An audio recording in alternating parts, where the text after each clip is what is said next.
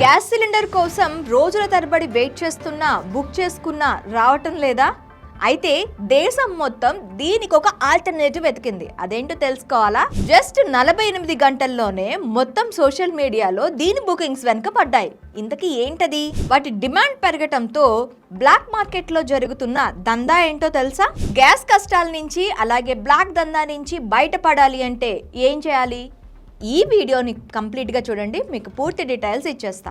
Medicover hospitals ఇప్పుడు financial district లో ఇండియాలోనే ఎత్తైన మరియు అడ్వాన్స్డ్ టెక్నాలజీతో మార్చి 12న తెలంగాణ ముఖ్యమంత్రి గౌరవశ్రీ రేవంత్ రెడ్డి గారిచే గొప్ప ప్రారంభోత్సవం. ఇప్పుడు ప్రతి ఇంట్లో వినిపిస్తున్న సౌండ్ ఒకటే, అదే induction stove beep sound. Yes, ప్రతి ఒక్కరూ కూడా గ్యాస్ దొరకటం లేదు, ఉన్న గ్యాస్ని చాలా పొదుపుగా వాడుకోవాలి అన్న ఉద్దేశంతో మొత్తం అందరూ కూడా ఇండక్షన్ స్టవ్ వైపు అడుగులు వేశారు. ఇలా అడుగులు వేశారో లేదో 2 రోజుల్లోనే ఇండక్షన్ స్టవ్ మార్కెట్లో ఒక బూమ్ని క్రియేట్ చేసింది. దాదాపు దాని సేల్స్ 300% పెరిగింది. బ్లింకీ, స్విగ్గీ, ఇన్స్టామార్ట్ ఇలాంటి రోజువారీ యాప్లే కాదు, ఇంకా అమెజాన్, ఫ్లిప్కార్ట్లు కూడా చేతులు ఎత్తేసాయంటే దీని డిమాండ్ ఎంతవరకు ఉందో మనకు అర్థమవుతుంది. నిజమండి, ఫ్లిప్కార్ట్లోనే 300% దీని సేల్స్ పెరిగాయి.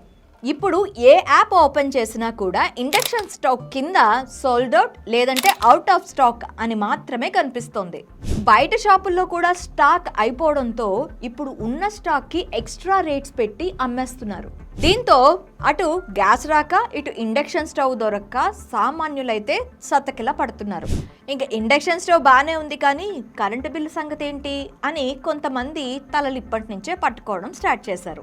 సో మీ ఇంట్లో పరిస్థితి ఏంటి? మీ ఇంట్లో గ్యాస్ ఉందా లేకపోతే ఇండక్షన్ స్టవ్ వాడుతున్నారా? ఒకవేళ ఇండక్షన్ స్టవ్ వాడుతూ ఉంటే కింద కామెంట్ సెక్షన్లో ఇండక్షన్ స్టవ్ వాడుతున్నామని, లేదు గ్యాస్ స్టవ్ వాడుతూ ఉంటే ఇంకా మా ఇంట్లో గ్యాస్ ఉందని చెప్పి కామెంట్ సెక్షన్లో కామెంట్ చేయండి.